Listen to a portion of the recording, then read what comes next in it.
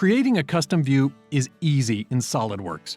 First, I'll use the mouse to rotate, zoom, or pan the model to the view orientation that I want. You can zoom in or out as far as you want, and SolidWorks will remember this when you switch to the custom view in the future. So this can be useful if you wanted to, say, switch to a close-up view of a hardware stack-up or connector, or just have a quick way to focus on a specific portion of the model. Once your model is oriented the way you want, simply press the spacebar to bring up the orientation dialog box. Then press the New View icon. I'll enter a name for the view and click OK. When I do, you can see the view has been added to the list of views in the orientation dialog. If I zoom out and rotate the model, I can quickly return to the custom view by pressing space and clicking the view from the list.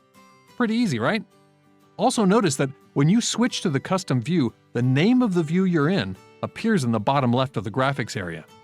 You can create as many different custom views as you'd like, and they'll appear in the list. So if you find yourself constantly zooming or rotating the model to a certain spot, consider saving a new view to access it quickly in the future.